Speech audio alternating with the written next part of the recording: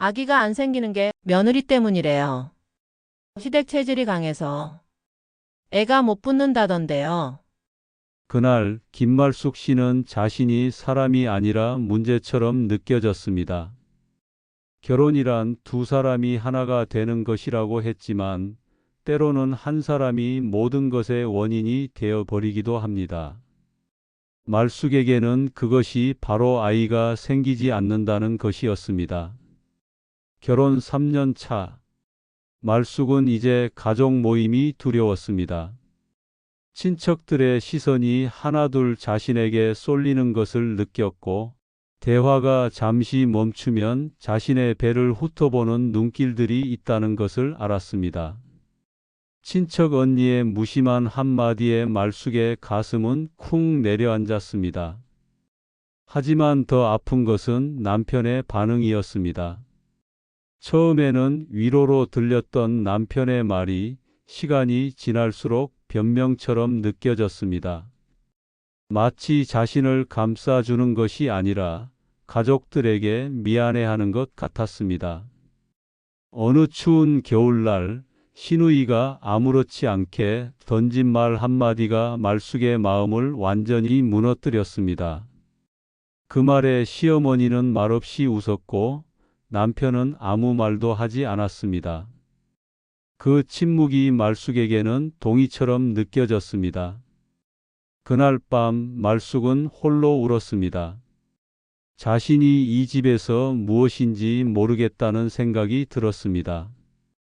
아내도 며느리도 아닌 그저 아이를 낳아야 하는 의무를 다하지 못하는 사람. 다음 날 말숙은 조용히 병원에 갔습니다. 혼자서 아무에게도 말하지 않고 검사 결과를 기다리는 시간이 영원처럼 느껴졌습니다. 의사의 말에 말숙은 안도와 동시에 또 다른 무게를 느꼈습니다. 이상 없다는 결과. 그렇다면 문제는 어디에 있는 걸까요? 집에 돌아온 말숙은 조심스럽게 남편에게 검사를 제안했습니다. 하지만 남편은 대답 대신 며칠 동안 말이 없었습니다. 그 침묵 속에서 말숙은 이 집의 진짜 모습을 조금씩 깨달아갔습니다. 문제가 있다면 그것은 반드시 밖에서 온 것이어야 했습니다. 이 집 사람들은 완벽해야 했고 부족함은 언제나 외부의 것이어야 했습니다.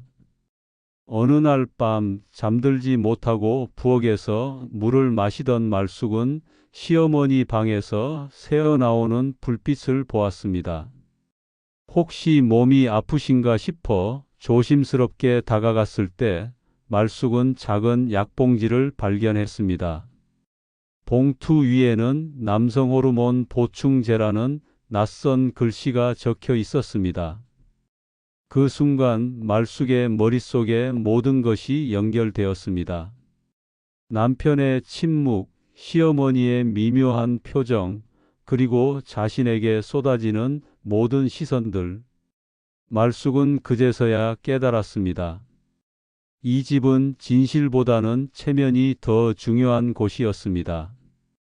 3년 동안 자신이 짊어졌던 모든 무게가 사실은 자신의 것이 아니었을지도 모른다는 생각에 말숙은 한참을 그 자리에 서 있었습니다. 창밖으로는 겨울비가 내리고 있었습니다. 그 비가 마치 말숙의 마음속 응어리들을 씻어내는 것 같았습니다. 이제 말숙에게는 선택이 필요했습니다. 계속 이 무게를 혼자 짊어질 것인가, 아니면 진실을 마주할 용기를 낼 것인가. 김말숙 씨는 그날 밤 시어머니의 방에서 약봉지를 발견했습니다. 그 봉투엔 병원 이름도 환자 이름도 없었지만 종이 포장지에 선명하게 적혀 있었습니다. 남성 호르몬 보충제, 그리고 복용 주기 2일 1회.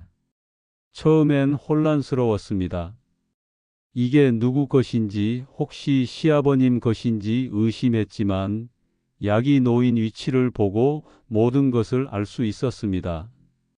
침대 옆 서랍 깊숙한 곳, 그리고 그 옆에 함께 있던 영수증엔 남편의 이름이 있었습니다. 그 순간 말숙 씨는 손에 쥐고 있던 약봉지를 떨어뜨렸습니다. 머릿속이 하얘졌습니다. 남편이 이미 알고 있었던 것입니다. 생각해보니 이상한 점은 많았습니다. 결혼 전에 정자를 냉동했다는 얘기를 농담처럼 한 적도 있었고, 병원 이야기를 꺼낼 때마다 유난히 예민하게 굴었던 남편. 그 모든 것들이 이제야 연결되었습니다. 남편은 자신의 문제를 숨기고 가족이 며느리만 탓하게 내버려 뒀습니다. 아니, 어쩌면 적당히 묵인했던 걸지도 모릅니다. 3년 동안 말숙이 혼자 모든 시선과 비난을 감당하는 동안 며칠 뒤 말숙 씨는 남편에게 조용히 물었습니다. 그 약이 당신 것이냐고. 남편은 대답하지 않았습니다. 하지만 표정이 이미 모든 걸 말하고 있었습니다. 당황, 미안함, 그리고 들킨 사람의 얼굴. 말숙은 다시 물었습니다. 왜 말하지 않았는지, 왜 자신을 그렇게 혼자 견디게 했는지. 남편은 고개를 떨궜습니다. 미안하다고, 사실 너무 미안해서 더 말을 못하겠다고 했습니다. 그 말은 너무 늦었고 너무 가벼웠습니다. 3년 동안의 고통을 한마디 미안함으로 지울 수는 없었습니다. 말숙 씨는 시어머니에게도 물었습니다. 이 약에 대해 알고 계셨는지. 시어머니는 당황했지만 곧 냉정한 표정으로 대답했습니다. 알고 있었지만 말숙도 정상이었다는 보장은 없지 않느냐고. 괜히 다 아들 탓을 하려는 것 아니냐고. 그 말에 말숙 씨는 조용히 미소 지었습니다. 하지만 그건 화해의 미소가 아니라 모든 걸 내려놓는 사람의 미소였습니다. 이제 모든 것이 명확해졌습니다. 이 집에서는 누군가가 희생양이 되어야 했고 그 역할을 맡을 사람은 이미 정해져 있었습니다. 혈연이 아닌 사람, 이 집에 들어온 사람, 말숙이었습니다. 진실보다는 평화가, 정직보다는 체면이 더 중요한 곳.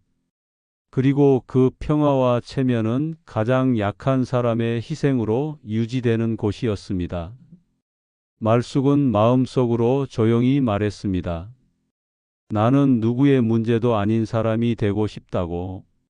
그 어떤 탓도 받지 않는 내 삶의 주인으로 살아가고 싶다고.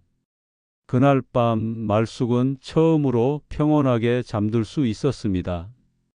3년 동안 자신을 짓눌렀던 무게가 비로소 사라졌기 때문입니다.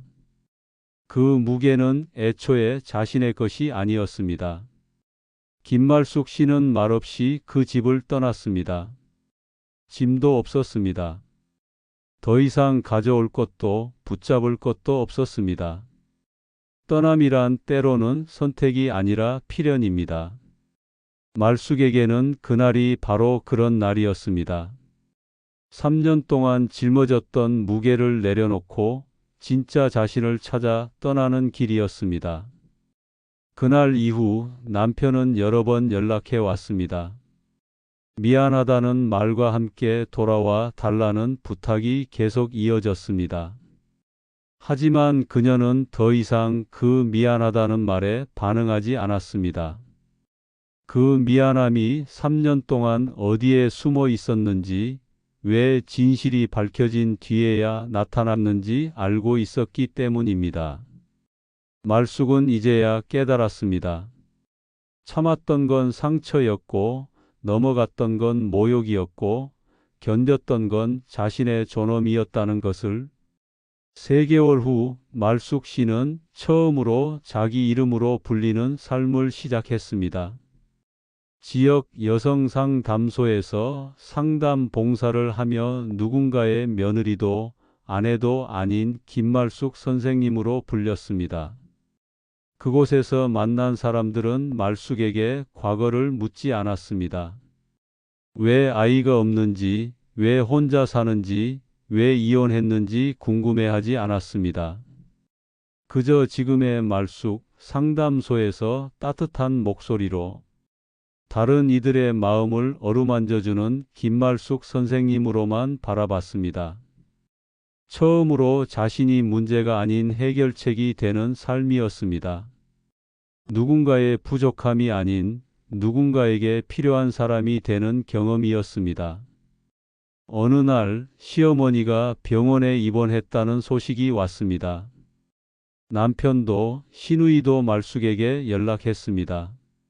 와줄 수 있느냐고 어머니가 말숙을 찾는다고 했습니다. 그녀는 조용히 대답했습니다. 자신은 더 이상 그 집 며느리가 아니라고, 그걸 먼저 끊은 건 그들이었다고. 전화를 끊은 후 말숙은 묘한 해방감을 느꼈습니다. 예전 같았으면 죄책감에 시달렸을 텐데 이제는 그저 담담했습니다. 의무라는 이름의 족쇄에서 벗어난 기분이었습니다. 그날 밤 김말숙 씨는 집 근처 한강 다리 아래에 섰습니다. 손에는 결혼 반지 하나가 들려 있었습니다. 3년 동안 손가락에 끼고 있었던 그 반지는 이제 더 이상 약속의 의미가 아니었습니다. 그저 과거의 흔적일 뿐이었습니다. 잠시 주저하다가 손가락에서 조용히 빼낸 반지를 물속으로 던졌습니다. 작은 물보라와 함께 반지는 어둠 속으로 사라졌습니다. 물살 속으로 가라앉는 그 반지를 바라보며 그녀는 조용히 중얼거렸습니다. 이젠 아무도 자신에게 묻지 않을 거라고. 왜 참았는지, 왜 안 나왔는지, 왜 이제야 웃고 있는지. 강물은 조용히 흘러갔습니다. 그 물결처럼 말숙의 새로운 인생도 자연스럽게 흘러갈 것이었습니다. 누군가의 기대나 비난에 맞춰 사는 것이 아니라 자신의 리듬대로. 그녀는 그렇게 자신의 이름을 되찾았습니다. 그리고 그 이름으로 살아갈 새로운 하루를 시작했습니다. 어둠 속에서도 강물은 계속 흘렀습니다. 말숙의 새로운 삶처럼 멈추지 않고 앞으로 나아가며 이제 그녀에게는 과거가 아닌 미래가 기다리고 있었습니다.